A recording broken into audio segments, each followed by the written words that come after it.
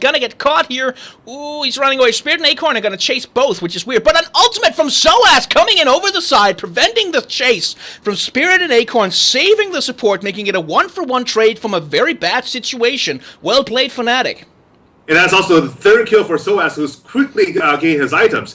He might be 30 CS behind Acorn right now, but that 30 CS doesn't mean anything when he's at least 2 kills ahead of his opposition. As the goal bounty from taking down enemy champion is fairly significant.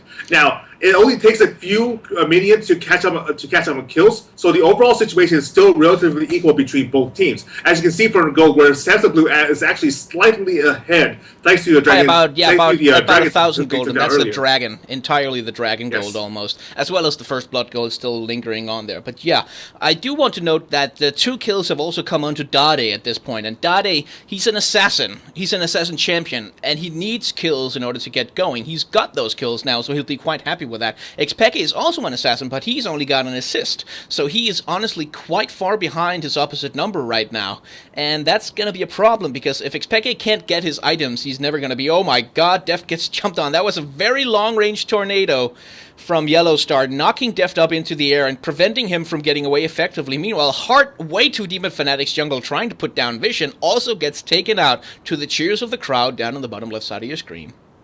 It's definitely unusual for Heart to be caught so much, but that's what happens when you're not aware of where the enemies put down their wards, while you're trying to gain intelligence on what their movements are.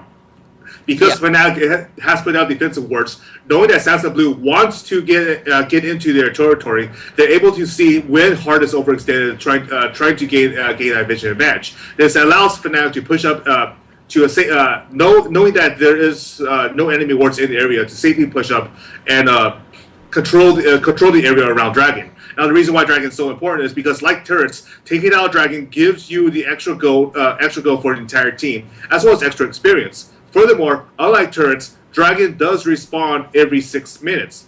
So every 6 minutes, the teams are going to be looking to either control the territory and force the enemy to back off, or to fight over Dragon, hoping to get an advantage that they can snowball into a long-term victory. That's why Heart, by the way, is back in that unsafe area, very close to where he last died, putting down Vision, trying to get control over the area before Fnatic start to move in to sit down their own control. So there's not only a battle over control for the Dragon area immediately leading up to Dragon, there's also the battle for control leading up to the lead-up to the control battle for the Dragon area, because if you have control over the area as the enemy team moves in to sweep out wards, it gives you the advantage of knowing where they are. It was a very bad ultimate. That was a really bad equalizer. Yeah, I think that was a misclick, actually. He clicked on...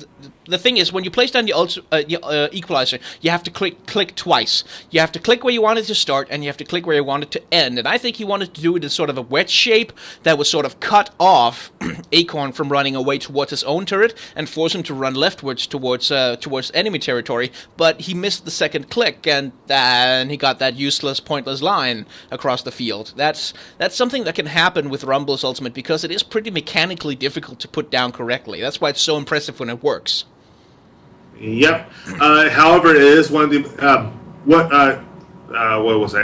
It is, however, one of the best tools that Fnatic does have to control an overall fight. So that one mistake on catching one person out doesn't really matter as long as it comes off cooldown in time for the next fight. As what it does is create an area in which, if Samsung Blue steps on it, they're taking burning damage over time. And furthermore, yes, and slow as well. So it makes it really, really hard for them to fight properly as long as he drops the equalizer during the fight. During the proper fight. Now, Dragon is up again. You see that both teams are slowly collapsing around the area, looking for weaknesses and trying to gain intelligence on the enemy team's movement in order to safely take it down. Yeah, we do see one recoil coming out from Heart, who's going back to base. I don't know exactly what he was buying more wards. For some reason, he felt like he didn't have enough wards to really establish control over the area, and he was quite sure that Fnatic weren't going to go in while he was gone, and he's quite right, because Fnatic don't know that this is happening, and that's another free Dragon for Samsung Blue. Fnatic decided that they did not want to challenge for vision control over the area. They're instead going to steal away the red buff, and I don't know, probably put down some pressure on this top lane inner turret, which Soaz is pushing quite hard. However, Sinai gets caught by a hook, followed up by Acorn. He's taking so much damage, he's gonna go down to a poke from Deft, and that just puts a complete stop to all of Fnatic's ideas about pushing the side lanes while the Samsung Blue was busy taking the dragon. Now Acorn is gonna teleport to the bot lane to stop Xpeke pushing this bot turret, which is, again, a very sensible move from him, because the more turrets that Samsung Blue can preserve across the map, the better their position. Now, it is unfortunate that the words for Fnatic did expire before they could challenge for Dragon, but you do see that they are, in fact, doing the damage to expand the control over the area. They fought over 4 pink wards, one of which was just put down, in order to clear out Samsung Blue's vision and try to put indirect pressure upon Samsung Blue's ability to move around the map. Yeah, definitely. Again, once you spot a pink ward, it's in your best interest to get rid of it, but while you're doing that, you have to hit it 5 times, which generally takes quite a bit of time, even for the AD carry, which means that's 5 hits of you standing in vision. Everybody knows exactly where you are, and they can plan around your position very effectively. It gives them a lot of time to make decisions in terms of the very short split-second decisions that you usually see in League of Legends. So even if the pink wards get taken out, they're still doing their job just by delaying the enemy. Indeed, they are. The situation is, let me see. Xpeke, you see on Xpeke's inventory slot, he has bought an item called the Built One Cutlass, which not only gives him lifesteal, which means that every single time he makes a physical attack, he gains a little life back, as well as extra damage. It also, when you activate it, slows down target for him to more easily tag. Now, I want to know something interesting. We earlier saw that Dade was carrying Total Business of Rejuvenation, which tells us that he's actually put no points in defense, but a lot of points into the utilitarian masteries, the page that allows League players to customize the stats and some passive abilities of the champions. Now, by doing so, it also tells us that he's probably put more points into movement speed, allowing him to close the distance on a champion more effectively. This is in opposition to Xpeke, who wants to slow them down instead. So it's an interesting little pickup that and shows how much you can tell about what a player is packing and how they've customized the champions off small details. Yeah, Xpeke will definitely have spotted that Total Biscuit, and it tells him a lot about this is outside of the actual game. This is the meta game that sort of exists around League of Legends, where you can do small things to customize your champions to be a little stronger in one area, a little stronger in another area, and it's very, oh my god, we see a mid lane fight. Xpeke putting down the death mark. That's a lot of damage on Dottie, and he's gonna get him! He's gonna get him! God damn it! And the Ignite just times out. One moment! One tiny little moment. Did you catch that? That could have been more. Okay, so he was under 100 HP, probably under 50 HP at the end of that exchange. Now, the reason why his life was slowly dwindling down was because Dade used a summoner spell called Ignite, which does exactly what it says on tin. It sets him on fire, dealing true burning damage over time. True damage is a source of damage that you cannot defend against. You cannot build armor against, you cannot build magic resistance against. You will always take the full amount of that damage. Have to wait because Acorn and Heart are coming in from the side. They're gonna back off. Okay, keep going. Okay, so the summer spell is every single champion starts off the game with 4 abilities, 3 basic abilities, and 1 ultimate ability, as well as a passive ability for 5 total. You can, however, add 2 more as a player to their kit that are otherwise outside the kit, called summer spells. And one of them, as it described, is Ignite. The other that most of the players are packing, I think all of them actually. Yes, all of them. Is the little yellow icon next to the championship portrait called Flash, which allows them to instantly teleport to a location close by, traversing over walls, avoiding enemy spells, so on and so forth. But it has a really long cooldown of over 5 minutes. It's one of the most effective escape tools they have, but because of how long it takes for you to use it a second time around, also one of the most expensive in terms of opportunity slots when you use it. Definitely. And the thing you were saying about how Xpeke survived at 50 health? Yes. That's because the Ignite was burning him down almost to... Yes, just like that. Dade gets the jump on him and does a hell of a lot of damage. Now, you see him, that Ring of Expanding Blades is Dade's ultimate, which does a lot of damage as the blades collapse back in. Xpeke avoids it with his own ultimate called the Death Mark. And, oh my god, I see what you mean. He got it from the golems. Yep. Yeah, so the golems are jungle monsters that when you kill them, they give you a small, sudden boost of health. So just to help the jungler out as they're trying to take the objective during the game. But in this instance, it actually saved Xpeke's life. Without that boost from the golems, Xpeke would have been dead, and he took it on purpose, expressly, to prevent himself from going down to the final damage of that ignite. That was honestly, that was a hell of a play from Xpeke, winning that fight with Dottie. That's incredibly well done. That was unexpected by either of them, I think. I don't think that was actually deliberate. Yeah, Dottie got the jump on Xpeke. Like, he got the first blow, he got all of the initial damage. Xpeke was super low. Anybody else you have ever seen anywhere except, like, the highest players in the world would run the hell away at that moment, and they might have gotten out. Like, it's not impossible that you could have gotten away from that scot-free, but Xpeke turned and fought because he knew somewhere inside that, yeah, I can take this guy. It also helps. Yes, it helps in both cases that they're packing an item called Yomu's Ghostblade, which for a melee assassin, not only gives them critical strikes on auto attacks, boosting their overall damage output, but when activated, it also increases the attack speed of their basic attacks as well, allowing them to deal more damage in a shorter amount of time. Yeah, definitely, and that's a very powerful item. Oh, Reckless is getting caught here. If Hart lands a hook, Reckless is dead. He doesn't actually have to. Acorn lands his Twisted Advance, locking up Reckless, and Hart, despite taking a lot of damage, he hides in the bush, which is why you saw that blue ring extend around the bush there. That was Reckless using an item in his inventory called the Scrying Orb, which is a trinket, which is free to buy, but it takes a long while to cool down after you buy it. And he used that to try and get vision of Hart, hoping that if he could land just one more critical hit, he could get a kill back. Now, Reckless was overextended without a lot of vision up there, so this kind of thing was definitely going to happen. He didn't look too distraught about getting taken down, however, as he did draw 3 members up to him to try and stop him. I think he was hoping to get out alive, but it certainly did take the pressure off the rest of the map. Deft is going to respond, however, by taking down this outer top lane turret, bringing the turrets even at 2 for 2. Yes. We also see that Deft is packing a Trinity Force, which is an item that not only boosts a huge range of stats on his champion, but also makes it so that whenever he auto attacks a champion, he moves a little faster.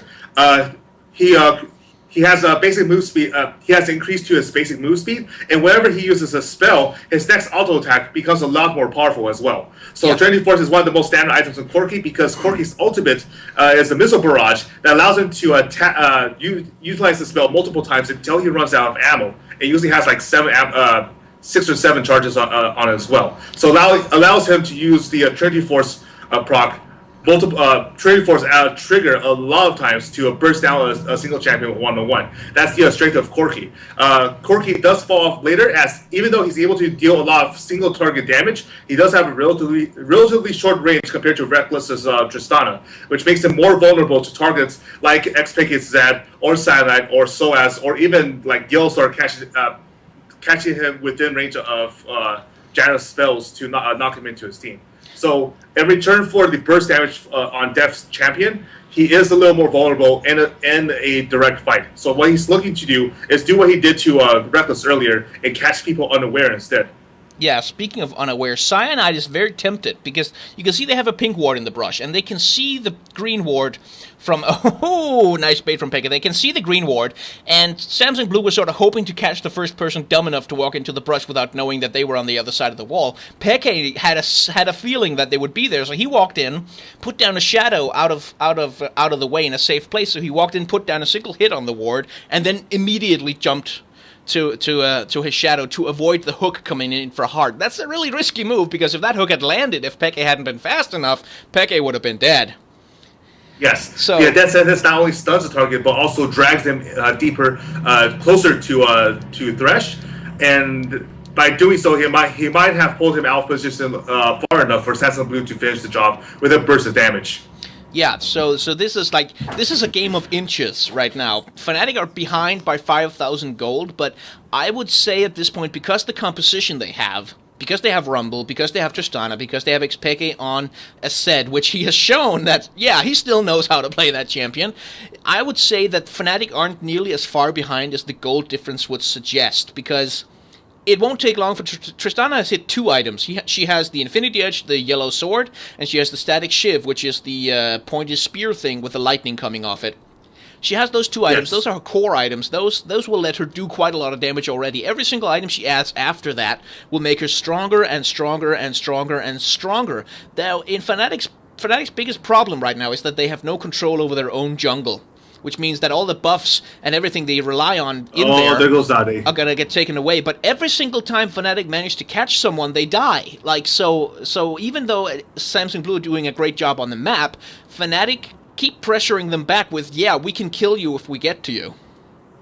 Now, we do see that Acorn has become a really tanky monster right now. He's finished 2 major items. The Rod of Ages, which gives him extra health and mana, as well as extra ability power, but also the Frozen Heart, which isn't just extra mana or extra armor, although it offers a lot of extra armor to neutralize Reckless's attacks, but also produces a debuffing aura that reduces the attack speed of anybody nearby. That's for Cyanide, Xpeke, and Reckless, anybody that relies on auto attacks to deal the most of their damages. In response, however, Fnatic built 2 items to help mitigate how tanky he is. Soaz has the Leandri's Torment, which allows his spells to deal extra damage, burning damage, based on a percent of Acorn of the health of the target it's currently affecting. And Xpeke has built Samsung Blue. They know that Fnatic are pushing hard on this bottom lane, and they're far, far away from the Baron. Now, taking the Baron at 28 minutes is kind of early, so it's going to do a lot of damage to Samsung Blue while they take it down, which is why you see them sort of dancing back and forth, trying to juggle the damage. And Soaz is coming in from the back, trying to maybe hold them back from this, but they do get the Baron. In the meantime, however, Xpeke is pushing, and going hard on Acorn just to push him back so they can get this inhibitor. Soaz does get shot down in the jungle, but they get the inhibitor for the Baron in the bottom lane. That's not 100% worth it yet for Fnatic, but that's a lot of map pressure which will prevent Samsung Blue from putting that Baron to the best possible use. So there are definitely 2 interesting things that have just resulted. First, Samsung Blue is now under threat of super minions. Because the inhibitor down the bottom lane on Fnatic's side will start spawning much stronger super minions that, if left unchecked, can complete the game on their own. However, Samsung Blue has picked up Baron Nashor. By killing that effectively was a raid boss in the game, they gain a whole bunch up to 5,000 golds worth of stats. They deal more physical damage, more magic damage, and they heal a lot faster as well. Their health regeneration has improved market. So Hart is going to get a catch on Soaz. No, actually, the Soaz is going to try and fight death. He gets him very close to death, but the extra stats from the Baron is basically what let them kill Soaz so quickly right there, because they get so much extra power out of the stats they get from that Baron. Even though Soaz did so much damage to Deft, they could kill him before he could put it all down, before he could finish it all off. Soaz didn't use Sonya's Hourglass, which I think was a little bit weird, but nonetheless, he didn't have to really win that fight. He just had to delay Samsung Blue for a little while. Now, Hart and Dade going in at Xpeke, he's not going to survive that. He does get the death mark down on Hart and does quite a bit of damage, but Hart has a shield that he can put on himself from the first item in his inventory called the Face of the Mountain, which allows him to put down a shield for a percentage of that is equal to a percentage of his maximum health. So, since Thresh tends to become rather a tanky champion, that's a pretty big shield he can put on himself. Yes, the shield can also do damage by popping layer to damage anybody that's near him, but that's irrelevant in this case, as it's mostly used just to neutralize Xpeke's burst. Yeah. Now, what the interesting thing that Hart did there was not only to land a hook, but drop a lantern behind him before he closed the distance on Xpeke, allowing his teammates to catch up to where he is at the same time. A move often named after yeah, you can see it happening CJ here. Frost's Mad Life. He lands the hook, he throws the lantern back, and then he jumps onto Xpeke. So, as we mentioned earlier, once you click the lantern, you get transported to wherever Thresh is. So, Thresh managed to throw the lantern and be somewhere else than where he threw the lantern from before anyone could click on it. That's a very advanced play that we've seen it happen a few times before. When it's executed that well, you know, that's just beautiful. Oh, yes, it is. That is a beautiful, beautiful play. Now, Fnatic's still ahead, though, because of the 5 turrets they've taken out from Samsung Blue's side. And because Samsung Blue has to waste resources defending the bottom lane whenever a wave of super minions come crawling up their flank. Yeah. So this is definitely not a game that's been decided either way. And the 5,000 gold lead by Samsung Blue isn't looking all that big when it's 31 minutes into the game. I can't believe it's already 30 minutes. Yeah, this seems to have gone a lot faster. So Fnatic do a little bit of a misplay here. They thought that Samsung Blue was still hanging around in their bottom side jungle, so they all piled up in a bush and waited for them, hoping to get a catch and kill someone.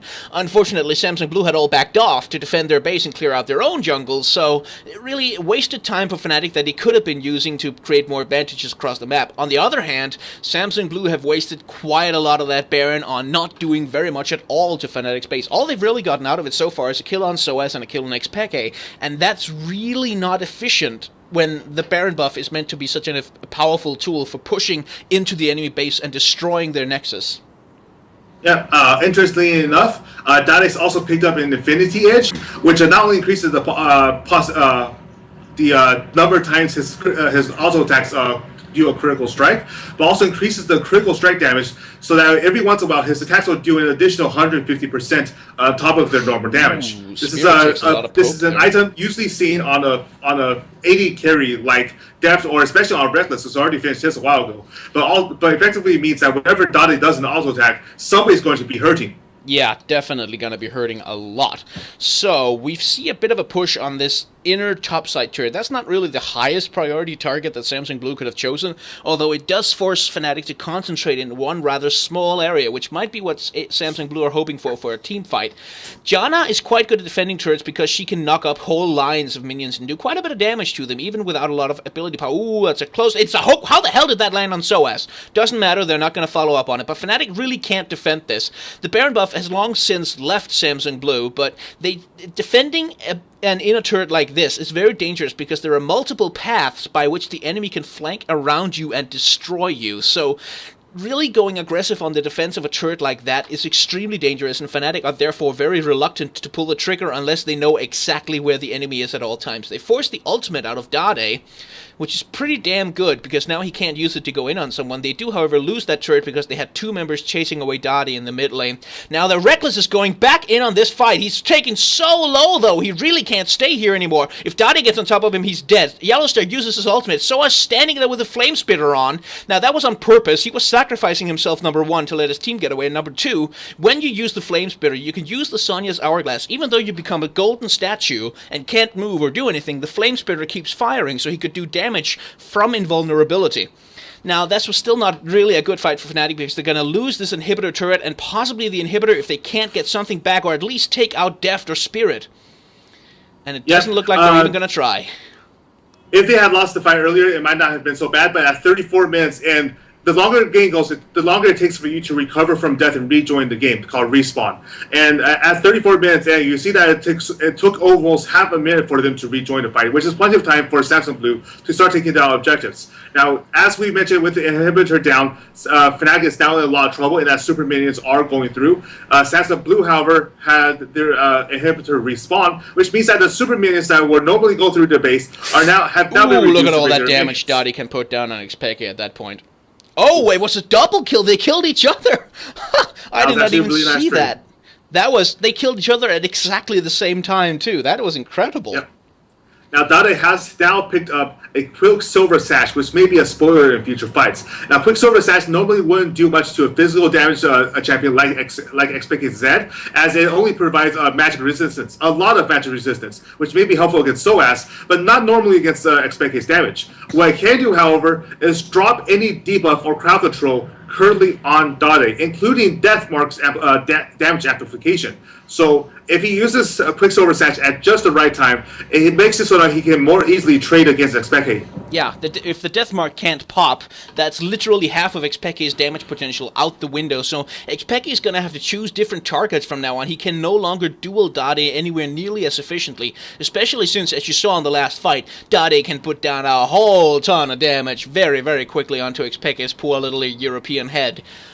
So we see the positioning around Baron right now. Fnatic are in a better position to challenge for this one, I feel, but they are still quite far behind and need to be very careful about the positioning. Now, Samsung Blue have all of the vision control over this area, like almost all of it. Fnatic do have a single ward up in Samsung Blue's jungle that they haven't found yet, but at this point, with super minions pushing on their base, it's really, really hard to find the time and resources to commit to go past all this defense that Acorn and Hart is putting up around the Baron to try and go in and get a steal or try and go in and get a team fight. And they're not even going to be able to get close before it gets taken down by Samsung Blue. And if they get caught by Samsung Blue now, they don't really stand much of a chance in the fight. Acorn is really looking for it, as is Hart, walking forward, trying to get a hook or a twisted advance onto someone to hold them down long enough for the rest of the team to follow up. Dade has found Xpeke, and Xpeke knows he can't use his death mark right now. Oh, wow, it's tense right now because Fnatic are caught outside of their base right now. They need to get back into their base, giving Samsung Blue plenty of time to take out that inner mid lane turret. And without that, this starts to look really, really grim because only the inner bottom lane turret is now standing. Samsung Blue have closed the gap in turret takes and are now 6-5 in turrets. So, no map advantage for Fnatic. Samsung Blue have the Baron. This is going to be tense.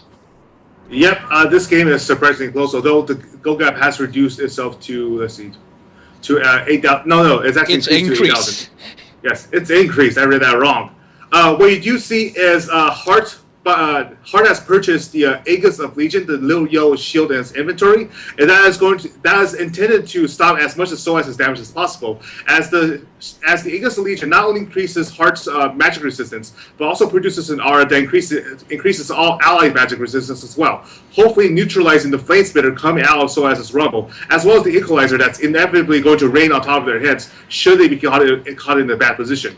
Yeah, Cyanide, Reckless managed to clear out the top lane of super minions before Samsung Blue could start this push. But now Fnatic are in a bit of a bad position because Deft has such long-range poke, even longer than Tristana with his ultimate ability, the rockets, that you see him shooting at the back of Fnatic all the time. And when Fnatic can't get close, and even Xpeke can't get onto short-range Dade to put down his death mark, they really are in trouble, and super minions are flooding into the top lane once again, as well as now they're going to start coming into the bottom lane. The inhibitor has respawned, but the minions are going to take it down on their own, even if Samsung Blue did not rotate to take it out. So at this point, Fnatic are looking, really, their goose is looking very cooked, unless they can get the perfect team fight at some point. Okay, Samsung Blue backing off. Probably going to rotate to the mid lane to take down the last inhibitor turret. Yeah, it looks like that's what they're planning to do after getting rid of those minions there. If this goes down, Fnatic are going to look for a fight now. They don't have much of a chance of winning it, but they're going to look for a fight because once the third inhibitor is down and the minions are just pressing on the base, they know that, like, okay, so OMG did it to them, but I don't think Fnatic are counting on being able to do it to Samsung Blue. Yes, what you saw earlier was Acorn deliberately sitting within firing range of the turret and absorbing shots. That's because the turrets deal physical damage, and Acorn is currently packing 2 physical defense armor items. The Thorn Mail not only provides in just pure raw physical resistance, it also, when an enemy or champion attacks it with a baked attack, they take back percent of that in magic damage. So it's become a lot riskier for Reckless to simply fire blindly on Acorn. He now has to be able to pick his fight or rely on Soaz to burn him low enough that the damage returned by Thornmail isn't going to take Reckless down in turn.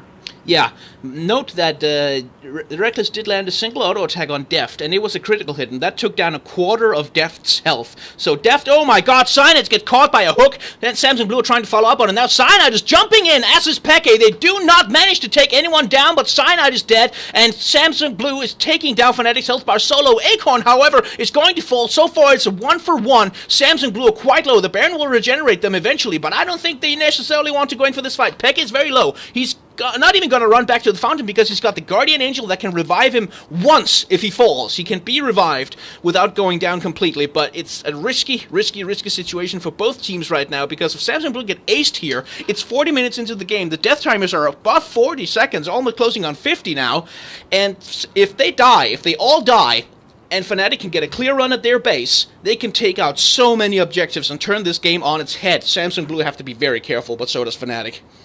Yes, of course, Samsung Blue has to be a little less careful. Oh my god, Dade goes straight in. Reckless taking all the damage. He's gonna get killed by the blood. Xpeke solo, Yellow Star solo. The poke coming out from Deft is just gonna hurt them. Oh my god, Yellow Star gets taken down. In the meantime, Soaz and Cyanide have respawned and gotten all their health back. Dade does get taken out. Deft gets the death mark on it. Might kill him. It might kill him. Doesn't kill him. Xpeke's back up. He gets hooked by Hart. He does take down Hart. Deft taking down. Oh my god, this is effectively going to be a double ace at some point. Acorn and Spirit are both still alive and pounding on the Nexus turrets. Acorn is going to take it all down. Fnatic will never have the time to respawn in time. Holy shit, that was close. Super minions for the win. Since the super minions were already at the Nexus, it has become a disadvantage for Fnatic to lose more than 2 or 3 people, and instead the entire team loses because they were split between trying to shake off Samsung Blue while still protecting their own base. And split between those two forces, they were basically dashed upon the rocks. Yeah. So, my apologies for that, fans, but your team has not advanced past the group stage. Yeah, I'm okay. Like Fnatic, I like Fnatic, but I'm not a huge fan of them like I was of Alliance before they dropped that goddamn game to the kaboom. But yeah, it was close though. Like the thing is, if Fnatic had found that fight before their second inhibitor went down, this game would still be going on. But with the second inhibitor down, with all those super minions, even if Fnatic had managed to take down all of Samsung Blue, the minions might have finished the game before Fnatic had a chance to do anything about it. Yep. Now, as Fnatic's favorite, they did manage to put a really good performance against, in the group considered the toughest of this year's World Championship tournament. Oh, yes. The Group of Death. Well, it was called the Group of Death for a reason, and Fnatic put up some great performances in it, I've got to say. Taking out Samsung Blue once and taking them to task, trying to find that victory this time. So this was good job, Fnatic. You didn't manage to make it through, and Cyanide, definitely not happy about that. Neither is Xpeke.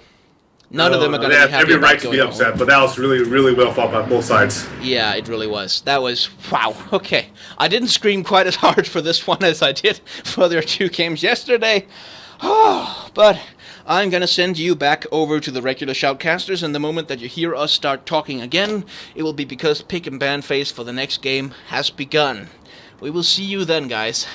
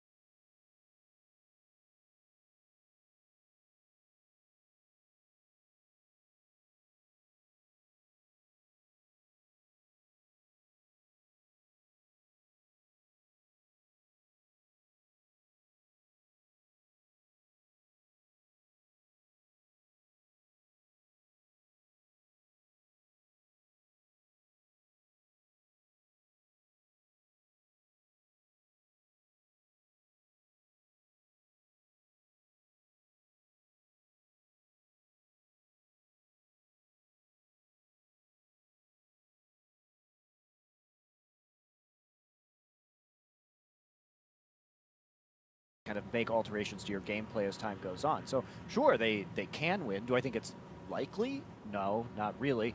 I think that Naj and Whiteshield got a big wake-up call, and they're going to come out with a better pick and ban phase than they did last time. They're not going to pick like 3 scaling champions again, I don't think. And maybe Watch can get his act together. So we're going to naturally transition to the prediction. On the spot, who is actually going to win? Najin Whiteshield or Cloud9? Naj and Whiteshield for me. They did very well against Cloud9 last time. I don't think the blue side's going to be enough to save them. Freak. I agree with Monte Cristo here. I think Cloud9 absolutely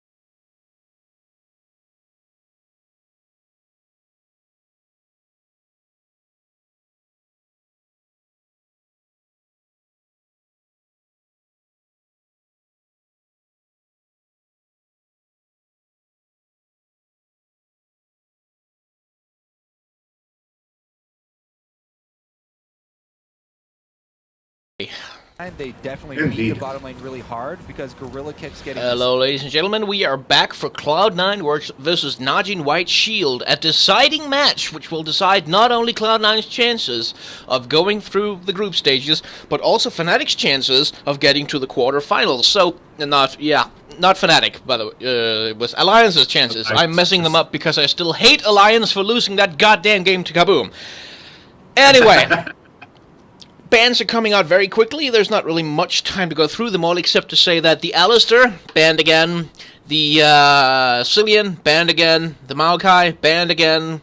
Ryze banned out. That does limit saves options a little bit. He's only played Ryze and Riven this tournament at all.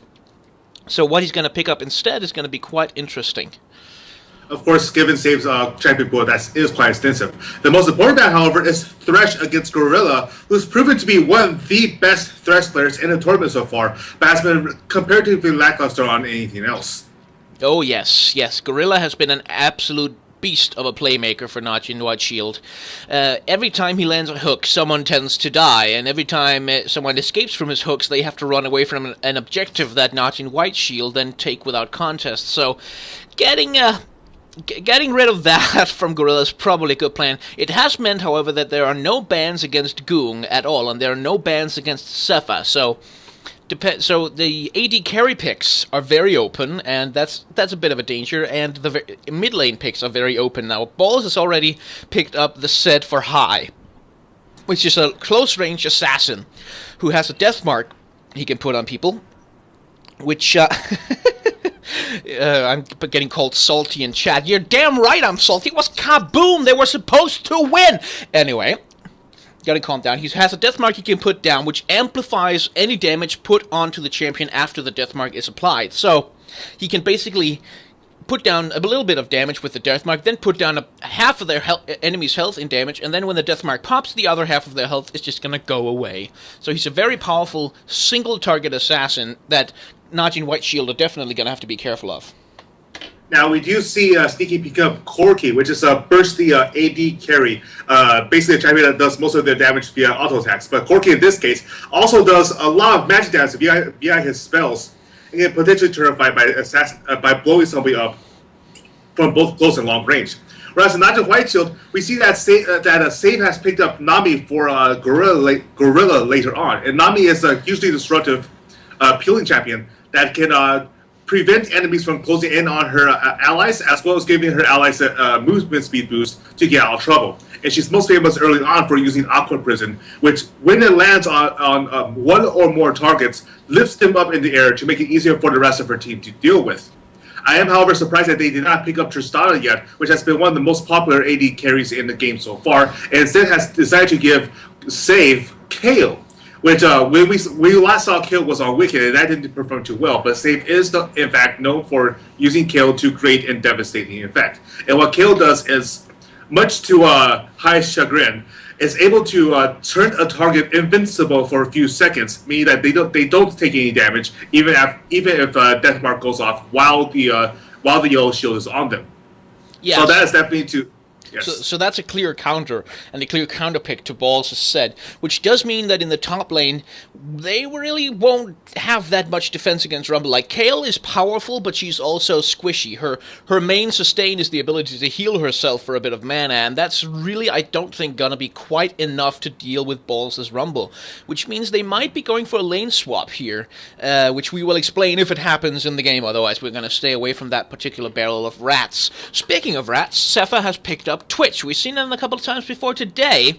However, it's probably a good idea to explain him once again. He's a stealth champion. That means he has the ability to go invisible for a short time and pop up somewhere random, just basically wherever the hell he wants, and unload all of his damage onto you. That's his main mode of killing people. He's essentially an assassin, which is very rare in his role. Like, there aren't a lot of people in his role who can actually assassinate people before they have a chance to react. So Cloud9 are basically going to have to be very, very careful about their vision control, going to be very, very careful about their positioning, otherwise they might all of a sudden find Sepha next to them with a machine gun, killing them very, very quickly.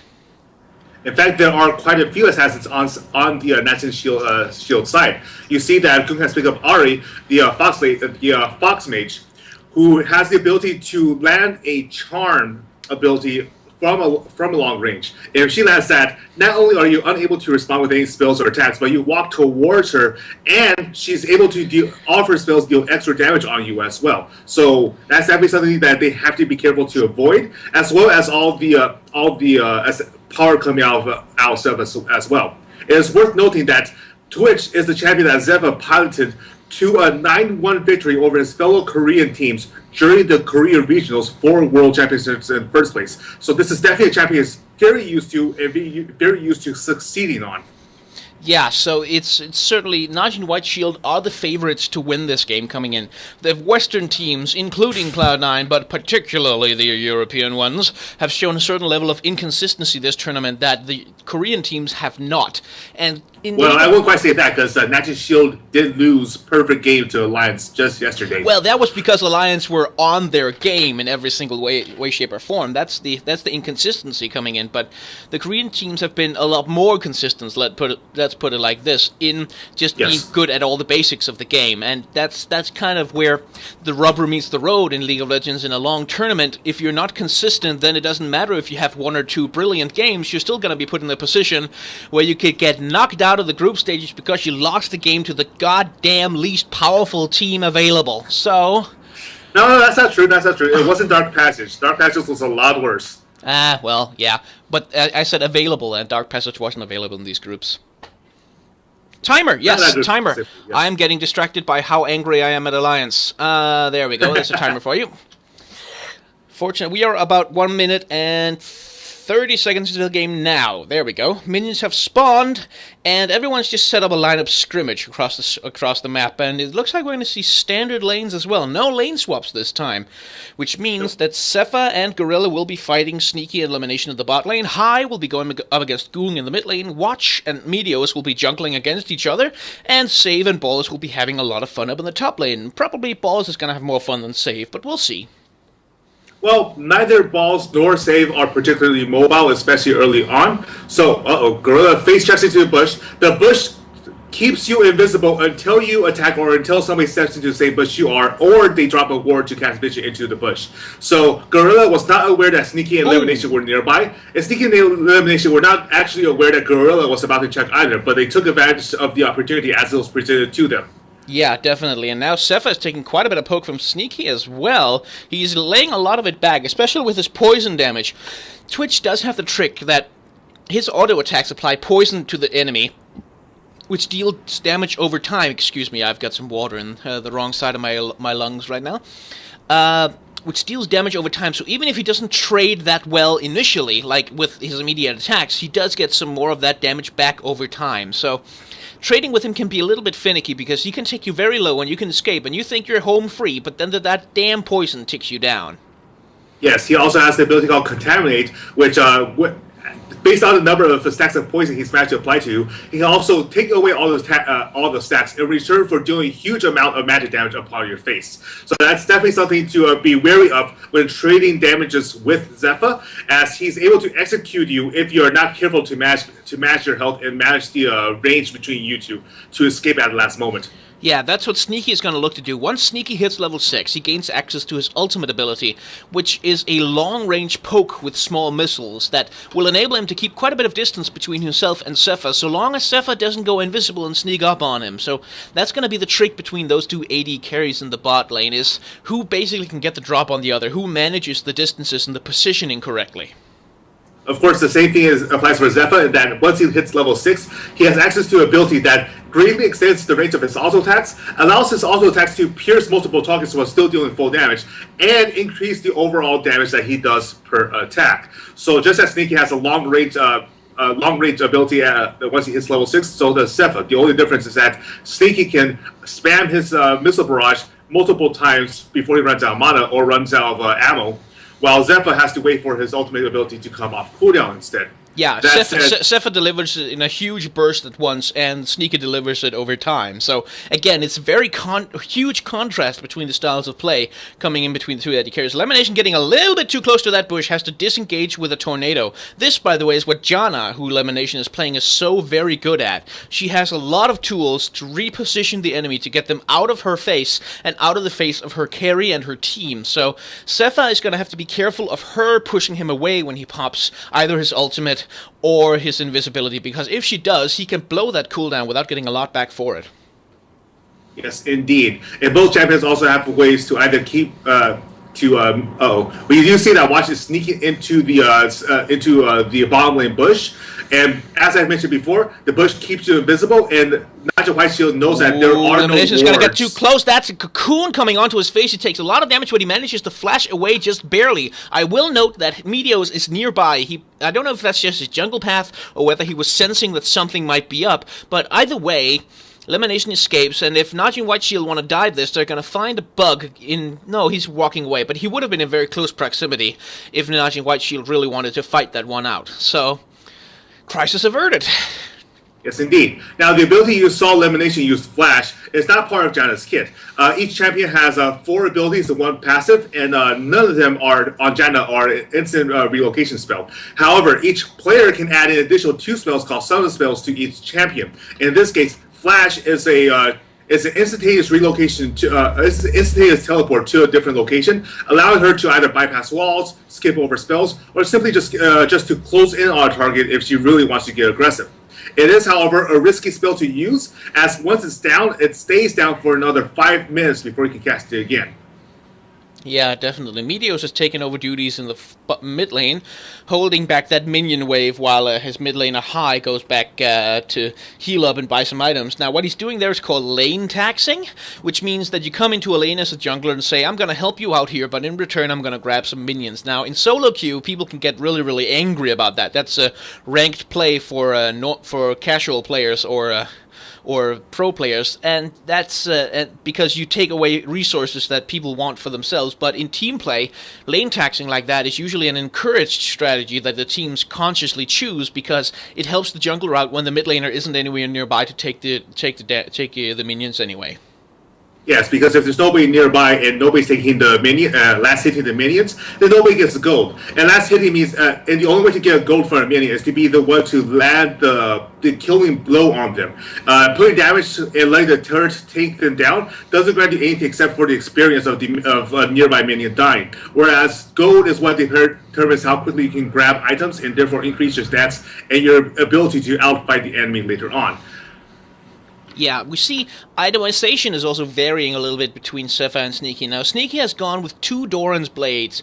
Doran's Blades are starting items. They provide pretty decent stats to start out with. They help you out a little bit, and they don't build into anything. You can't upgrade them, you can't do anything with them. Later on in the game, they're just going to take up space in your inventory without giving you nearly enough stats back to be worth it. While, on the other side, Sepha has opted, he started the Doran Blade as well.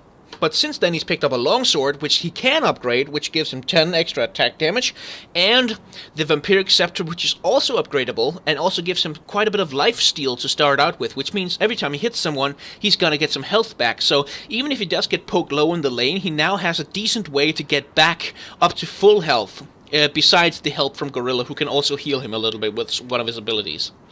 Yes, now, Zephyr is probably planning to turn as a Vampiric Scepter into an item that already exists currently in the game.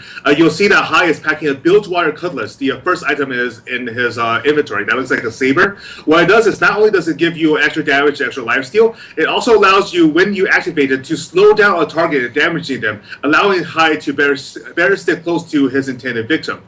His intended victim in this case is probably Goon, who is already past at level 8. So it's going to even with the active from Bilgewater Cutlass, it's going to be really hard to catch Ahri, and that's because Ahri's ultimate ability, Spirit Rush, allows her to basically flash to a new location 3 times, tossing missiles to any enemies nearby and damaging them as she flashes around. It makes her one of the most mobile champions in the game, especially for mid lane, and therefore one of the hardest to actually catch in a direct fight. You probably will not see Meteos try to gank Goon as a result.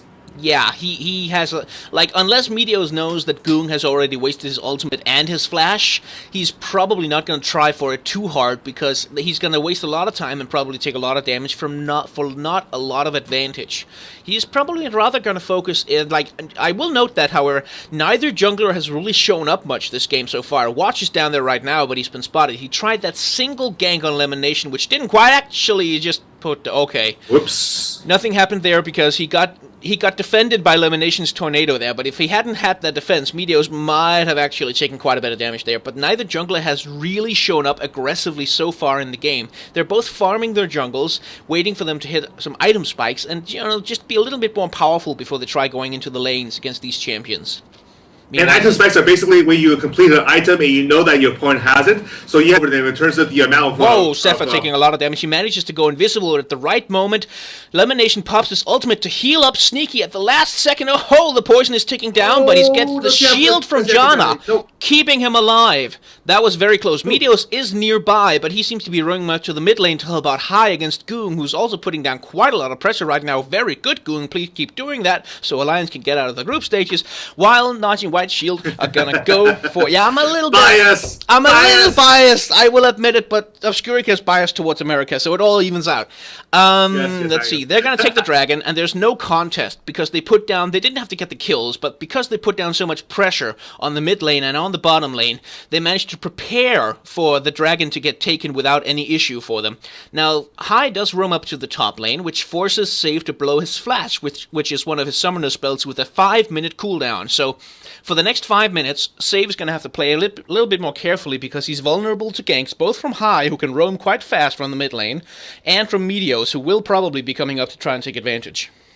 Now, what you see is Goong outright winning the mid lane against High with a 20 CS advantage, as well as taking out a turret. Now, taking out a turret has a huge impact, especially for a mid lane, as the turret means that High no longer has a safe place to retreat. Should the turret be up and Goong attack High, the turret will try to focus fire on Goong instead, and the turret deals a ton of damage.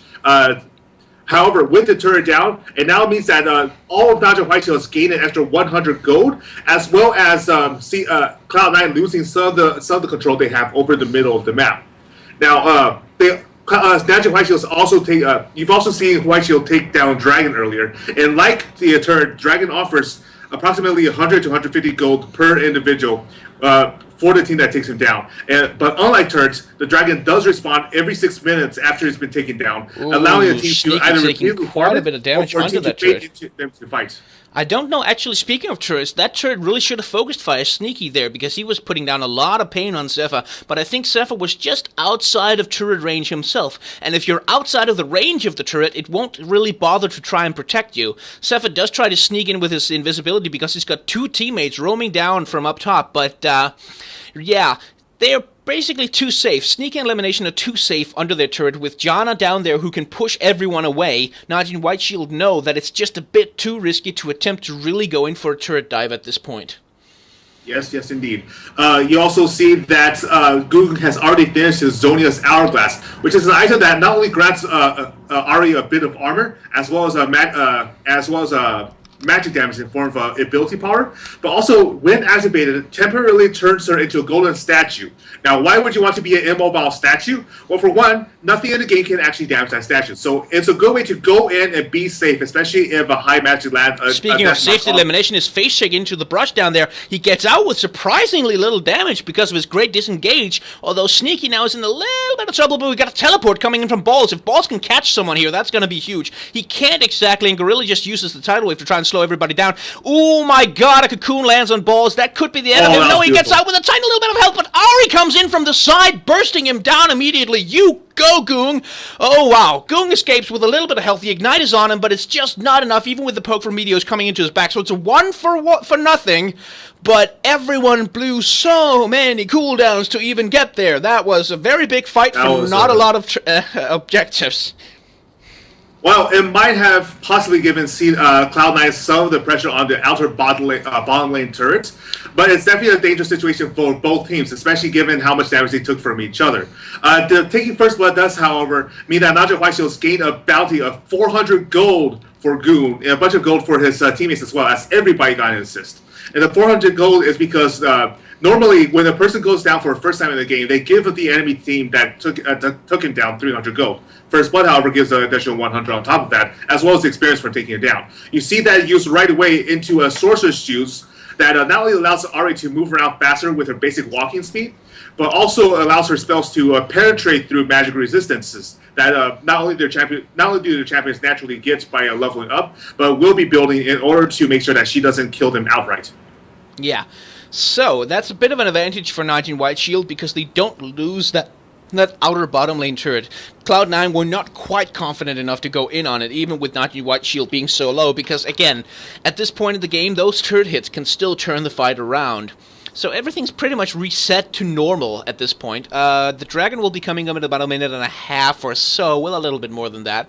So that's probably going to be the next place where we see any kinds of big team fights or engagements, because that's the only objective right now really worth having that big a fight over. Like, seeing a fight that big break out in the bottom lane over a gank on one person is somewhat unusual and a slightly inefficient use of all those cooldowns, but because everybody blew cooldowns equally on both sides, actually, no. Now that I look at it, 19 White Shield has 3 flashes down, 4 flashes, although a saves is about to come back up, and a teleport down, while on Cloud9's side, it's only 1 flash and 1 teleport down, so actually, on that side, it was a win for Cloud9. They spent fewer resources barely surviving that gank.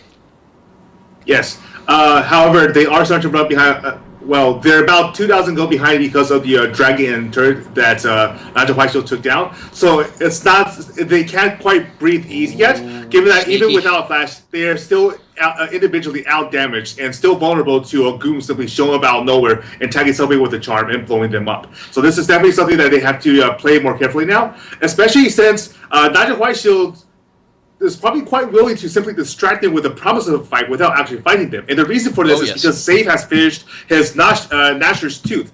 The yellow dagger in his inventory not only increases his attack speed, but also allows reduces the cooldown for his spells. And it's especially vital to note that kills Righteous Fury, turns her from a melee range, in-your-face kind of fighter into a long-range champion whose every sweep of the blade attacks a target farther away, which means against a turret, she's able to deal a whole bunch of damage and still escape relatively quickly. Gnasher's Tooth also allows every single one of her auto attacks to deal extra magic damage on top of everything else. So this is not an angel you want to cast judgment on you on. Definitely. Cast judgment on you. Definitely not. So, with the pressure that they had on the bottom lane, and Cloud9 being a little bit paranoid about going in, Najee and White Shield are able to take another dragon, bringing their gold lead up to 3,000 gold, which is kind of a lot at 17 minutes, although not this exactly a game-ending advantage. Taking this inner middle turret, however, will put Cloud9 in an extremely awkward spot if they can't collapse and catch Najee and White Shield, but they're just too slow on the reaction. Sneaky is off in the side lane, trying to take down a turret there. They do get an engage on Save. He gets caught by a tornado, and we see High going in the death mark. Watch is dead. Goon could follow if he can't get out. He does have those dashes, though. Look how much distance he can put between himself and the enemy just by using the 3 charges of that ultimate. Meteos, however, is not giving up. That's the charm coming out just to zone Meteos away, and at this point, he's too far away for Meteos to catch. Meteos really just wanted to delay Goon from going back to heal too quickly, because C9 want the push on the mid lane turret. If they can trade 2 turrets and 2 kills for basically just a little bit of damage on the inner mid turret, they're going to come out of this way ahead. That's the gold difference gone. Although, yes, that has in fact closed out the differential between the 2 teams. Now, what happened there was that Najee White Shield knew that they were in trouble as soon as balls started blowing out the flamethrower, called the Flame Spitter, because that was a lot of magic damage that they would have to face if they wanted to fight C9 on a direct confrontation. But Balls cut off their escape by dropping Equalizer right on the exit that they wanted to get out of. Yes, like right there. Now, Equalizer is a spell that does damage on anybody that happens to be standing on its own, as well as slowing them down. So Najee White Shield was basically caught dancing on hot coals throughout the entire engagement. They had no way to actually get out of the fight before they managed to reach the river. Yeah, definitely. So that's basically the power of the equalizer from Rumble, which by the way is already off cooldown. That's most of the ultimates are, but the equalizer has a pretty short cooldown, and when you put it down, that means the enemy can't cross that piece of land without taking damage, without getting really, really slowed down, which limits their ability to dodge, anything else being thrown out by your team. So teams don't want to step on it. Like, it's not ever worth it. So they will want to go around, which again can force a team to take a path away from a fight or into a fight that's just not optimal, which means, more opportunities for you to take advantage of them being discomfortable.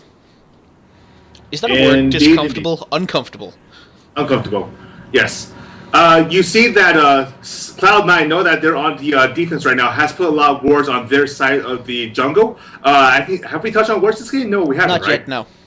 Okay, so wards are basically ways to extend your vision, because otherwise the map is covered in the fog of war, occluding whatever's happening around you, and hiding the fact that an enemy might be nearby. A ward prevents this by showing a radius of your local area. The little triangles you see on the lower right in the mini-map are sight wards. And sight wards turn invisible themselves, basically scouting for you, but they only last 3 minutes, and they only last 3 hits when found. Now, how do you find an invisible ward? You cast a vision ward, which is the little eyeballs you see, like the red one down near Zephyr.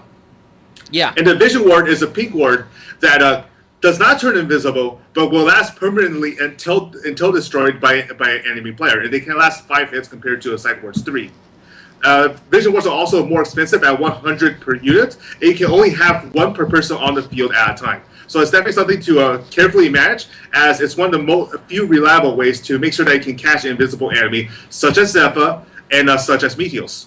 Yes, indeed. And you also see these red circles happening a lot as the teams move around. Those are called sweep trinkets. And what they do is the trinket is the furthest out item on each side of the inventories for each player. And you see most people have the red sweeping trinket right now. And what that allows you to do is to sweep a small area for any wards that are sitting inside it, which also disables the wards for a short time so they don't give any vision while you clear them out. So that's how you establish control over the map, is by denying the enemy vision by sweeping out all their wards and then putting down your own vision instead and trying to defend it as much as possible. So that's why there's so many sweeping trinkets on the field, because both teams know that it is extremely critical that they can maintain vision control over their own jungle and their own areas, otherwise they won't have a chance to stop the other team invading and taking away whatever they want. Indeed. You will see that Zephyr's first item is a purple sword. He has long since turned his Vampiric Scepter into a Blade of the Rune King. Now that's over 21 minutes into the game, a lot of enemies, a lot of champions have built health or some kind of defensive item. And what the Blade of the Rune King does is not only increases attack speed, which is really helpful when he wants to deal a lot of damage, but also allows him to deal damage based on the enemy's current health. So the healthier they are, the faster he burns them down. Definitely. So, and also it has an active, by the way, which is quite useful for Twitch particularly, because it allows him to steal movement speed and a little bit of health from any enemy he uses it on. So, if someone's trying to run away from Twitch, he can use the Blade of the Rune King on them, steal their movement speed, and catch up to them quite easily. Yes, indeed. And Twitch that can stay near you is a Twitch that's probably going to kill you. Now, Safe is definitely using his Nexus 2 to his advantage by blowing out the top lane outer turret and give his team even more gold. Now that Nexus Sword has finally re-achieved the gold lead they had earlier in the game. Actually, they're only 1,000 gold up. Yes. And it's going to be less now because High's going straight into Gorilla. They've done a lot of damage but haven't killed anyone. Zephyr does get caught by Meteos. He gets made invulnerable by Save. And this is going to turn into an absolute rout. Have a look at this. 2 people down for C9, 3 people down for Nigel White Shield, and the fight is continuing as the Sneaky is poking away at Safe. Goon comes back to defend his top laner, and Meteos barely manages to get out with a little bit of his health intact. Goon is going through the river. He's going to run into Meteos if Meteos isn't careful, while Sneaky and Lemonation are still hovering around the bot lane trying to prevent Save from recalling. So a 3 for 2, I think. Yes, Gorilla has just respawned. Yes. A 3 for 2. In Cloud9's favor. They're going to take a dragon off this, and again, Goong's coming in. He really, really wants this. They are really low on health, and Sneaky doesn't even have that much mana. Save, oh my god, takes out Elimination out of the side. Now C9, all they can do is try and see if they can't get this dragon back, because otherwise... The boss has rejoined the fight. Balls has rejoined the fight. Save is going to take so much damage from him, but now he's alone against 3 people. He has to flash away. They do get the dragon. They do get 1 more kill back, so ultimately this ends up as, I'm not sure, 4 for 4? In the end, yes, something like 4 for 4. And C9 take the dragon, but 19 White Shield managed to extend their gold lead just a little bit to 2,300. That was insane. Yes. Now, part of why Nigel White Shield managed to gain so much gold back is because the more people you kill, the more gold you are worth when you die, the so-called bounty system. Unlike in Dota 2, which has made theirs the most recent fix really, really absurd on the rubber banding effect, there is a maximum in which a League of Legends champion can be worth, but most of that, but because Cloud9 has otherwise been so successful in previous fights, they were worth a lot for Nigel White Shield to take down. Yeah, definitely. The more kills you have, the more gold you give. The more deaths you have, the less gold you give. So you can actually go all the way down to being worth about 50 gold if you die a lot, which has the advantage that since apparently you are dying a lot, the enemy team can't just keep focusing on you to farm you up and basically use you as a way to get ahead in the game, because the gold will dry out pretty quickly for the effort it takes to kill you. Yep. We also see that... let's see. We also see that both high and meteors have built the Hex Streaker, which is the little orange dagger you see on the field. The Hex Streaker increases your damage by a tiny bit, but what it really does is improve your resistance to magic damage. Not only that, but if you were to take too much damage, the Hex Streaker will trigger a shield protecting you from adding a tiny bit of magic. A tiny purple shield on you that reduces the magic, further magic damage that goes on you. So what that tells us is that they're afraid of Goon, they're afraid of Save, and they're especially afraid of Watch's ability to execute a hero at low health. As in Spider form, Watch's, I think it's Neurotoxin. No, it's not Neurotoxin. It's the poison things. Yeah. Yeah, it's Q otherwise, whatever. Will deal extra damage the lower in health you are, making it easier for him to finish you off. Yeah, definitely. He basically, the problem with Elise is that you can never really be sure that you're safe from her damage if you're low health. That's sort of the clever mechanic she has, is that if you're pretty low on health, you're gonna take a lot of damage from her no matter what you do. So, and Elise, by the way, is itemizing for this by building a Haunting Guise, which is the mask that you see in her inventory. This increases the penetration power of her magic damage. So even though you build some resistances, she's gonna be able to get through quite a lot of those. And when she upgrades that into the Haunting Guise, which Balls has already bought, she's going to get through so much of your magic resistance and do extra damage over time that, honestly, even if you build your defenses, you're never really going to be safe. Yes, we also see that Save has finished completing his Rabadon's Death Cap, the hat in his first slot. Now, the Rabadon's Death Cap gives you the most ability power in any item in the game. And ability power basically makes a lot of his spells, individually more powerful, without benefiting his auto attack.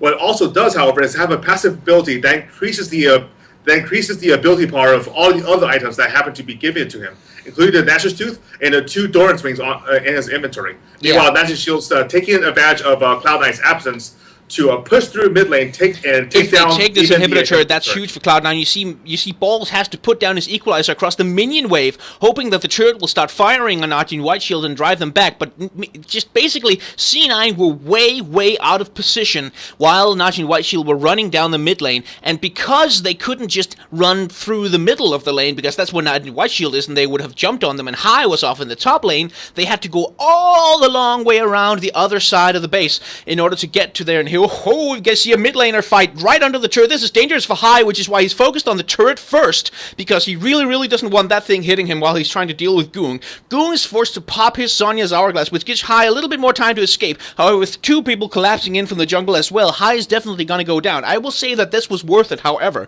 to get that inhibitor turret gone, because it means that C9 have the same advantage of having a pressure point to push at Najin White Shield's base that Najin White Shield has on theirs, although Najin White Shield has an advantage in the shortest lane in the game, which is the mid lane. So if anything goes wrong for Cloud9, Najin White Shield can push up a very short lane to get to their inhibitor very quickly and take it out, while Cloud9 is going to have a somewhat longer road to walk if they want to get to that open inhibitor in the top lane. Yes, now the reason why the inhibitor is a pain point for either team is because if the inhibitor goes down, then the minion line starts spawning super minions to try to catch them out. What the super minions do is that they're even tougher than regular minions, have more health, more armor, and do more damage. So if left alone, can quite easily take down the entire game for them. It's definitely a... is that a fight going on, or am I just going back to the... No. I think you've jumped back by accident or something. Right now they're just positioning for warding. Okay, what's the timestamp for you right now? 29, 10, 11, 12, 13. Maybe you're ahead because Okay, Sefa is going in on 14. C9 right now. He's gone invisible. He's trying to catch on elimination. The tidal wave comes out from Nami, catching only elimination, which is just not enough to start a fight. But Gunnar is going to go in, gets the charm on elimination, pops his ultimate. He's going to go down. No, he's not. He gets out with a sliver of health. Sneaky, taking so low. And Watch tries to execute him, but can't quite get the damage down. Now he's got forced to run back with Poke coming in from C9, chasing him out. Whoa, that was close. Nobody died, but holy cow, that was close. Okay, can you give a timestamp right now? Because I might. Yeah, I'm 29, 45, 6, 7, 8. Okay, so I'm still about 20 seconds ahead of you. Okay, so we see a fight breaking out for Dragon. Well, actually, not so much of a fight, rather than Meteos is sneaking around the outside, hoping to jump in and steal it. But this is going to be a really tough ask because I think C9 are. Nightly White Shield were completely aware that he was there, and now my stream is jumping ahead to about 30. 14, 15, 16. Carry on without me for a bit, because I need to... okay, Balls is taking a lot of damage, and so is Meteos. He barely gets out with his life intact, and Nigel White Shield take a bit of damage trying to chase them, but nobody goes down, crucially, for C9, and now Hai has basically snuck his way up to the top lane, where he's going to attempt to take down the inhibitor before Nigel White Shield can recall to deal with him. This is kind of risky, though, because they are recalling, and he's all he really wanted to do, it looks like, is force Notching White Shield to react and recall to deal with him, taking them away from any pressure they could have put down on the base. So that's a clever play from Hai, but he doesn't really want to put himself at risk for a kill by trying to take down the inhibitor, because that would mean kind of a big loss for Cloud9. At 30 minutes, the death timers start to become very long. It takes you longer to respawn from a death, which means the enemy team has more time to take advantage of being an extra man up on you, like having one more guy on the field. Even if it's only the support, that's a big advantage. Okay, I'm currently at 31:27.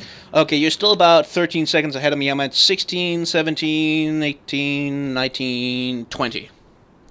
Okay. Alrighty I'll then. try to fix that. Yeah, so I'm going to go solo for a little while longer. So we see positioning happening around the Baron Pit, which is the purple icon you can see in the top of the map up there, where everybody's putting out a lot of wards, trying to control the vision around that area, because whatever team takes down the Baron, which is a big monster that does a lot of damage and takes a whole team to kill usually, will get a huge buff of gold, experience, as well as ability power, magic power, and regeneration. So it's extremely important. Whatever team has it usually has the advantage in any team fight that breaks out, unless it's super, super disadvantageous. So getting that objective away from the enemy is super important, or preventing them from taking it is just as important, and taking it is super risky because you're stuck in a small area with a big monster hitting you, and the enemy all free to position around the outside however the hell they want. So Nigel White Shield just want vision control. They just want to know if Cloud9 are going to go for it, but they don't really want to go for it. Cloud9, for their part, I think they're probably not really going to want to go for it either, but they really, really want Nigel White Shield to come rushing in blindly to check if they're doing it. Oh my god, my stream is jumping again. I'm at 32, 40, 41, 42, 43. Okay, so you're now a little ahead of me. Well, this is convenient, isn't it? Okay.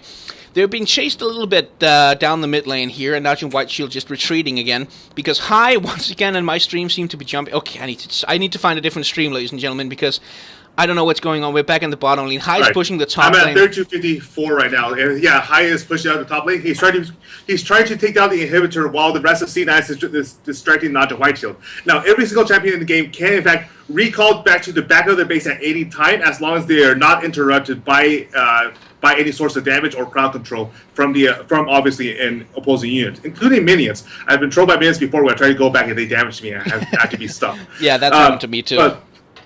But Nigel White Shield is close enough to your base right now that Hai is not comfortable actually going in for it without first checking to see how busy they are, and based on the movements of his allies. Now Cloud9 is starting the Baron. I'm at 33, 30, 47, 48, 49, 50.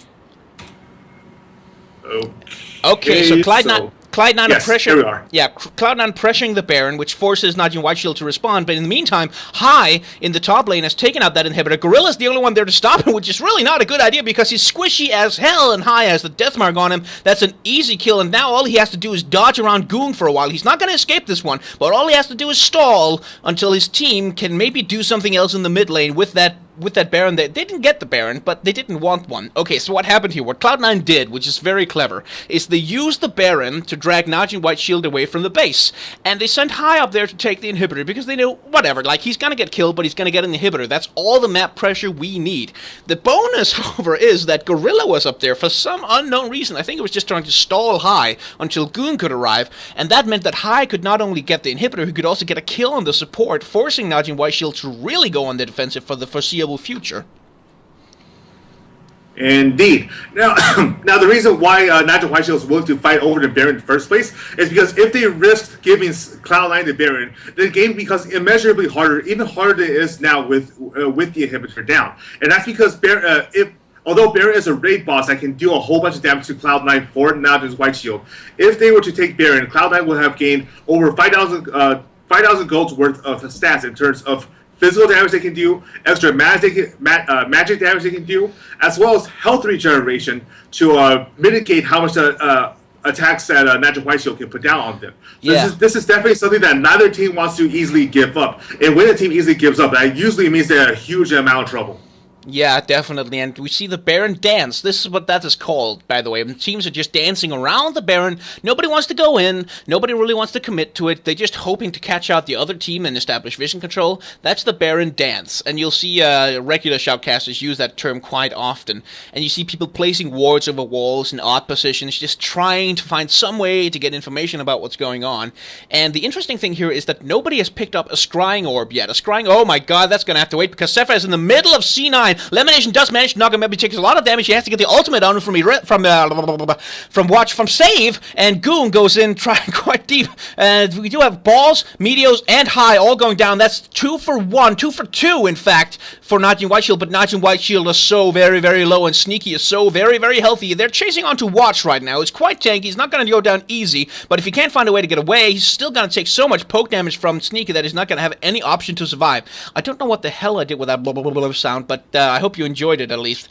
Okay, so everybody, even though that fight looked disastrous for C9 for a short time, everybody's forced to back away. Everybody's forced to reset and back off. And I will remind you, super minions in the top lane is a problem that Najee and Whiteshield have to deal with, and they have to send a hero or a champion to deal with it at some point. Otherwise, the minions will simply push through to their Nexus turrets and destroy their base. Yeah, here we see it. High and Meteor sort of caught. You can see the team has been split up. So High is trying to come in from the side onto Gorilla because he's the squishiest target, and he thinks he's the easiest one to kill. He's not quite wrong. The problem is that when you put all that damage onto the support, that's some carries with a lot of damage left on their kits who aren't going to be dead. So, yeah, that's basically kind of a even fight for both teams, to be quite honest.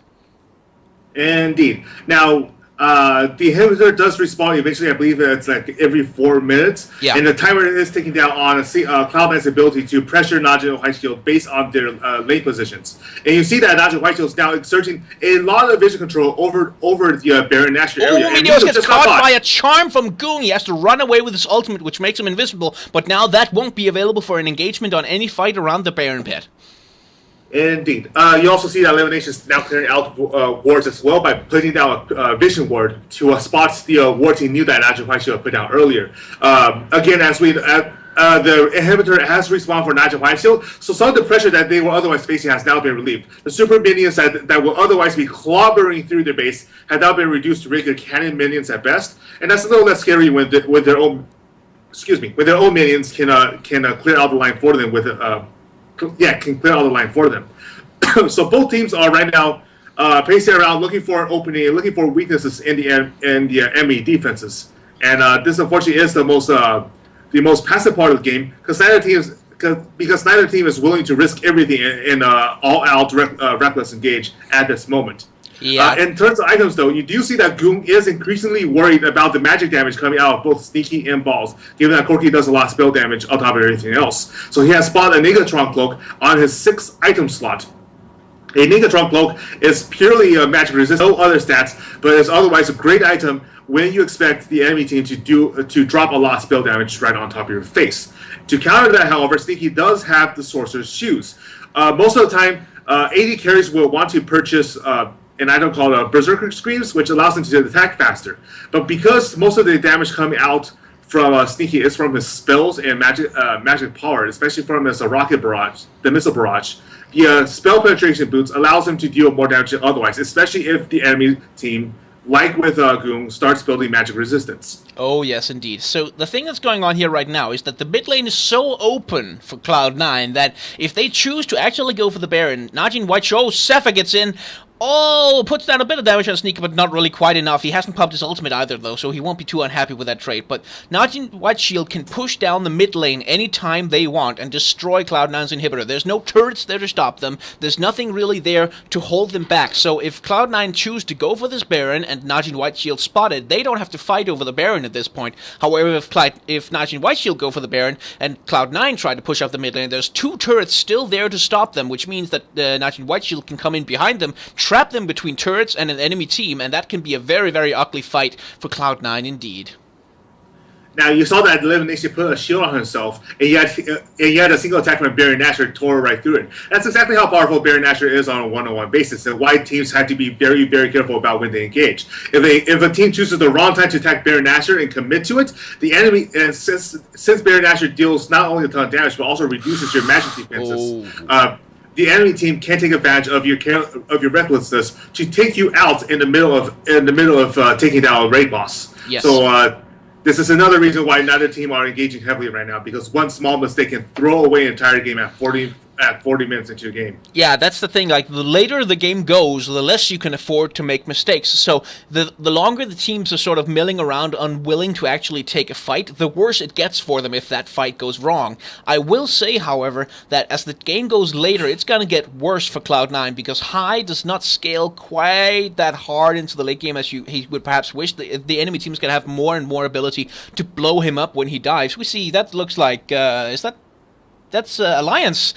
sitting in their room, staring at the screen, hoping that Najin White Shield take the victory.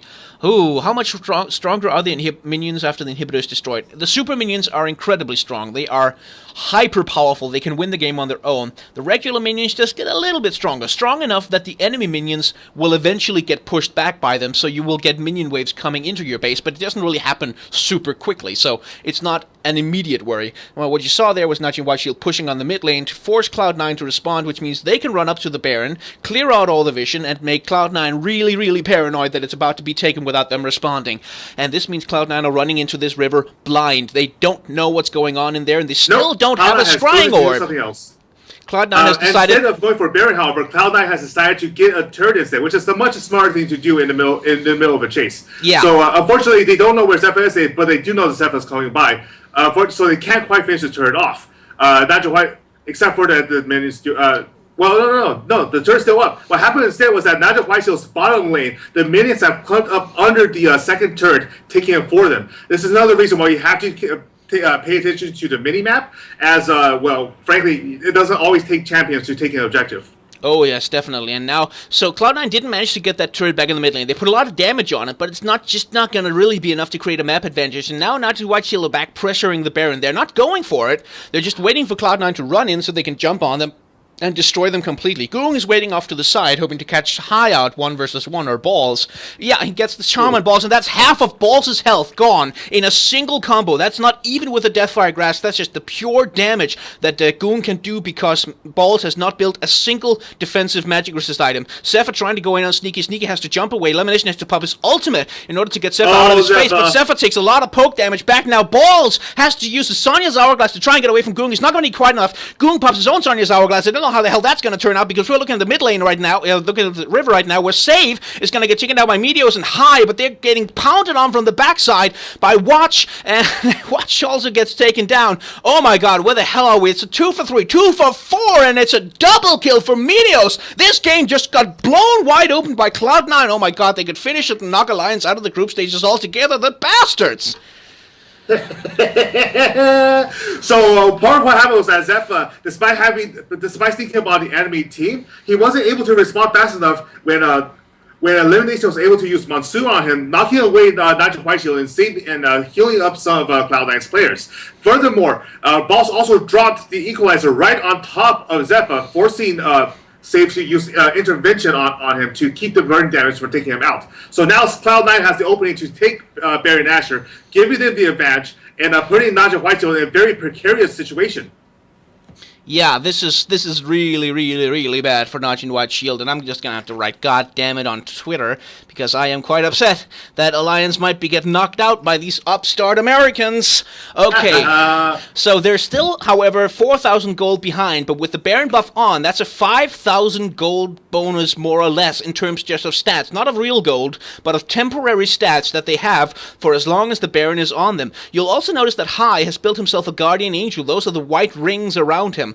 Those white rings, and Meteos has one as well. Oh my god, that's 2 Guardian Angels. That's going to be hard to deal with. Basically what happens is, if you get killed while you have a Guardian Angel active, you're going to revive in the spot where you were killed with half of your health back on you.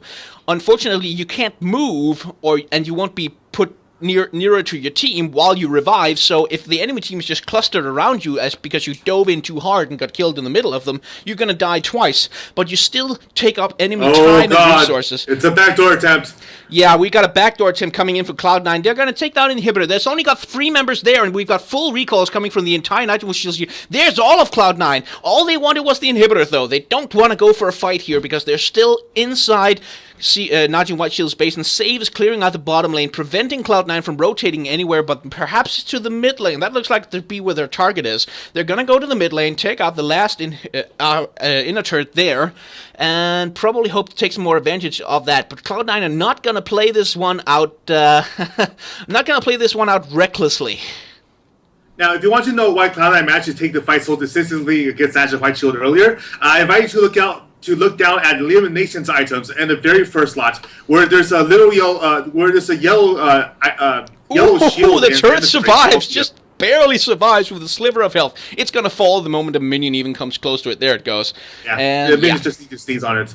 Yeah. But yeah, the reason why Cloud9 was able to win against Najin White Shield is because most of Najin White Shield's damage is magic, is coming out of their spells. And what Elimination has is the Locket of Iron Solari, which is a shield that not only gives him a significant amount of magic resistance, but also increases the magic resistance of his team as well. So it was basically the tiebreaker in a lot of the situations facing the 2 teams. Yeah, and that's the second inhibitor turret going down. If the second inhibitor goes down, then Najin White Shield are pretty much done. They know it, so they're going to take a fight. Hai gets taken down. His Guardian Angel is going to get... No, he's not. He's alive. He manages to get away with a shadow, and he's going to be alive. He's going to take down Goong unless they can take him out. Goong just burning down solo. He has a Guardian Angel as well, however. Meteos' Guardian Angel gets popped. Everyone's just getting their Guardian Angels popped, and it looks like Najin White Shield barely hold on, but yeah, here's Sneaky jumping in. He gets caught by all the CC, however. Oh my fucking god, and now the minions are pounding. Okay, so Najin White Shield can stop the minions right now. Meteos is way too low, and Elimination is way too low to do anything about it. Najin White Shield have bought themselves a few precious seconds, and they got the Baron away from 3 members of Cloud9.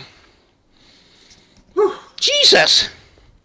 That was a big fight. It doesn't help that I really need to go to the bathroom. A little better for Cloud9. That might have actually won the game, but because they were able to burn down balls and Hai before they could do too much damage, it was only Corki that was left to do any real damage to the Najin White Shield team at the very end. Now Corki is already very scary, but the moment he ate Charm from Goong, he was unable to deal any further attacks, because Charm basically hypnotizes your champion into walking towards the enemy team. Yeah. Whoops. That small little mistake just possibly turned around the game for them, except that it's still in Cloud9's favor because the super minions did the job for them. As we said, if you leave the super minions alone, you're going to regret it. And that was a perfect reason why. The super minions clobbered through the lane, took down all the minions in the way, and even took down one of the Nexus turrets. Speaking of minions in the bottom lane, someone from Najin White Shield has to recall to deal with the minion wave that's currently pushing on their inhibitor. If that inhibitor goes down...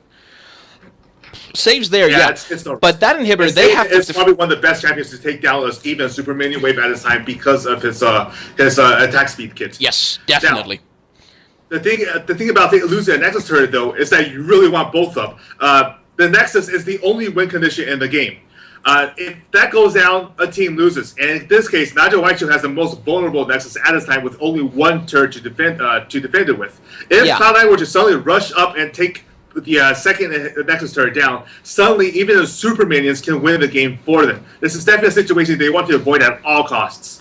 Definitely, and basically at this point, all of the Guardian Angels have been popped. Like, nobody's going to revive if they die again this turn. This goes for Cloud9, but it goes for Najin White Shield as well. And Cloud9, even though they don't have the Baron, are very, very powerful right now, and Najin White Shield are going to have to play the next fight, and it's going to be a fight perfectly if they want to have even a sliver of hope of taking this game home. Oh, Christ, that inhibitor. Is really impressive. Sepha is invisible. He's looking for a way to get in. Gorilla gets jumped on a little bit by Hyde, taking half of his health away, but they haven't put any damage down on the inhibitor, and they haven't taken out any important targets yet, so this is still very, very open. Yeah, Gorilla heals himself up. He's almost back to full health now, so that didn't really do anything yet, but, oh, the positioning, it's gonna kill me!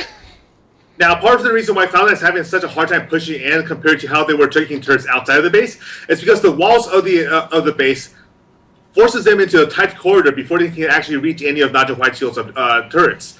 This makes it easier for Nigel Whiteshield to land spells on them while making it harder for Cloud9 to predict where they are without dropping a ward over the wall. So games tend to stall out at this point because of how hard it is to push in. And likely both teams are wondering how they're going to get ready for the next Baron, as without the Baron buff, it's much harder to be on the offense. You saw that Nigel Whiteshield's Gorilla, despite taking a lot of damage, was able to rejoin the fight really quickly at full health. That's partially because he's wearing Home Guard boots, which makes it faster for him to heal off damages when he goes back to Fountain. But also because the Fountain's just that much closer to Nigel Whiteshield than C9 is to theirs. Yeah, Nigel Whiteshield seemed to have decided to take a straight push down the mid lane, where Elimination is waiting for them along with C9 off, rest of C9 off to the side. But I don't think they want to go in for a flank on this one because Nigel Whiteshield can respond to them. So this is a bit of a standoff here right now. They push out the lane. They're trying to collapse to get to the Baron pit before C9 can get there. Not because they particularly want to take the fight around it, but because they want to establish vision control first, and they do have that. So C9 have just said, well, screw the Baron then. We're going to round up your mid lane if you don't come out and fight us. So Nigel Whiteshield decided to respond in turn. Goon goes in, gets the charm on High. High takes a lot of damage, but so does Goon with the death mark on. He's going to Sonya's and avoid most of it, but Gorilla's going to go down immediately, though. Now, Save does follow. Goon does follow. Save does follow. Oh my God, Watch does follow. Sepha is dead. It's an ace for Cloud9. They're going to take down Najin Whiteshield, and Alliance get knocked out of the goddamn group stages because they lost to Kaboom! God damn it, Alliance! How could you? Victory for the American team. Yes. Give me that 61 minutes, and it'll take almost a whole minute for them to respawn, and that's not time they have. No, it's over. It's over. Won the day. You bastards!